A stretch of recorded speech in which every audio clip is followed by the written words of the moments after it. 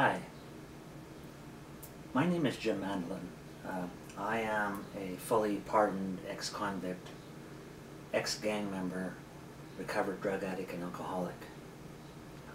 Also, I want to say that I am a survivor of bullying, severe bullying in childhood. So what I want to talk about today is, I want to tell you my story, but I want to tell you my story in the context of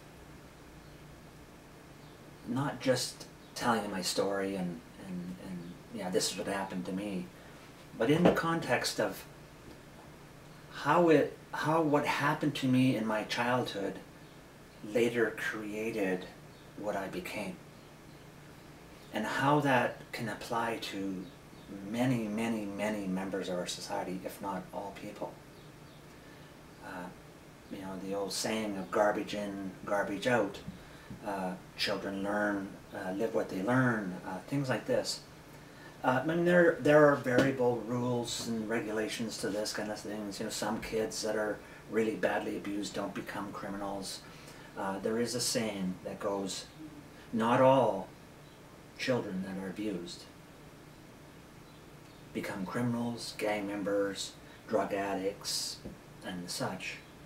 But all drug addicts, criminals, gang members were abused as children. So how do they get created? How do people that harm other people, people that are violent, how do they become that way? Are they born that way? I want to endeavor to try to answer that question. Are they born that way? Okay. We all know, I've seen a little baby, a little toddler walking around, Dada, Mama, Dada. You know, nice and sweet and innocent. You want to scoop them up and hug them. Do you think that child is thinking, when I grow up, I'm going to be a violent gang member? Hey Dad, I'm going to be a violent gang member when I grow up. That's what I aspire to be. Or, for that matter, 14 years old. You know, you call upstairs to your son or your daughter, either one, and you say, time for school. And your daughter or your son yells down, I don't think, not today, Mom or Dad. Today, I'm going to be a gang member, and I'm going to hurt people. I'm going to sell drugs, I'm going to do this, I'm going to do that. You think it happens that way? I don't think so. So the question I want to leave with you to think about while I'm talking is, that little 1-year-old or that 2-year-old that's walking around, you know, wanting to explore the world and wanting your help but doesn't want your help.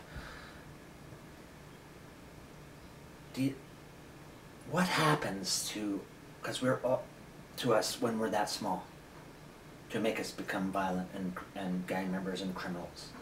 Because you see, all serial killers, murderers, rapists, pedophiles, you know, gang members, drug addicts, alcoholics, all these people, all presidents, prime ministers, my parents, your parents, everybody's parents, teachers, everybody, every human being started like that 1-year-old.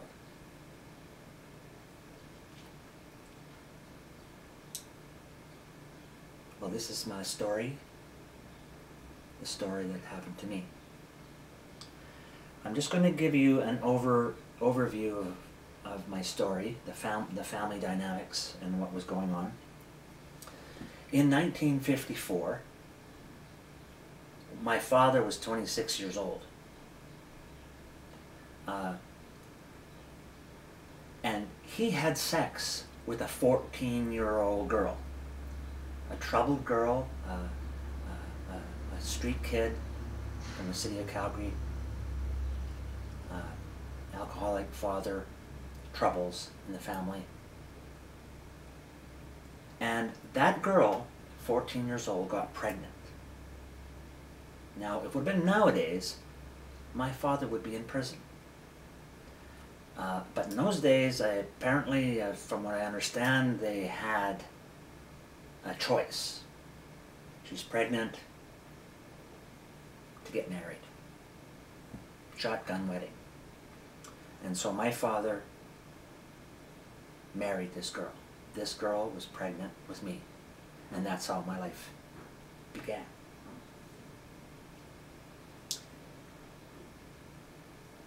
So, my father and my mother lived in a trailer, a bunkhouse trailer type thing. It was a very crudely made trailer. It was a bunkhouse more than anything. That was beside the big house. And the big house is where my grandmother, my dad's side of the family, I never knew my mother's side of the family until I was an adult, but my grandmother, my dad's mother, my dad's two youngest sisters and youngest brother lived in this house. Now, my uncle was the oldest of those three.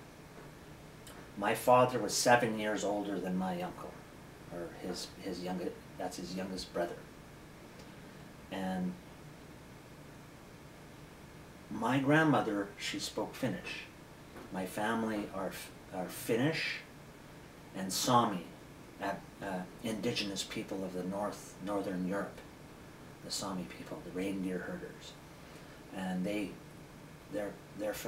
family and them, my ancestors immigrated from Finland and to the United States, and then my grandfather and my grandmother, after they were married, immigrated to Canada, to Alberta. So my family was, Dad and all his siblings were raised in Alberta, West Central Alberta, as I was, as my little brother was. My grandmother didn't speak English, so, and my grandmother and two aunts and my uncle were what I would describe as fire and brimstone fundamentalist Christians. And like, there's Christians, and then there's fundamentalist Christians, and then there were these guys. Christian militia. They believe the government's trying to poison them. Everybody's a communist. Everybody's a sinner that didn't belong to the church. And so I grew up in that. And my grandmother told my dad and my uncle that when I was born, she wanted me to come and live in the big house. And I was to be taken away from my mother, who was a sinner. She wasn't a part of the religion. So they brought me into the big house, so as an infant, so that I ended up living with my grandmother, two aunts and uncle. And later, when my brother was born, 2 years later, he came in. And by the time I was 3 years old, I hadn't seen my mother much, but she had to leave. And the reason she had to leave, because my father was a violent alcoholic. And he beat her and beat her. And he beat her purple and locked her in a trailer for weeks so she couldn't go to the cops. And finally she escaped. And she left, and I don't blame my mom for that. You know, I'm glad my mom got out of there alive, because my dad could have killed her, and I would not have her today. I found her as an adult, and my father would have been in prison. Maybe that was good, maybe it was bad, I don't know. But you can make your own judgment after I tell my story. So that's the dynamics of the family. I end up being raised by my grandmother and two aunts and uncle in the big house. So is my brother. My father would come home late at night and wreck the house and beat people up and try to have sex with his sister, younger sister, all kinds, because he was drunk. And that's what I lived with. So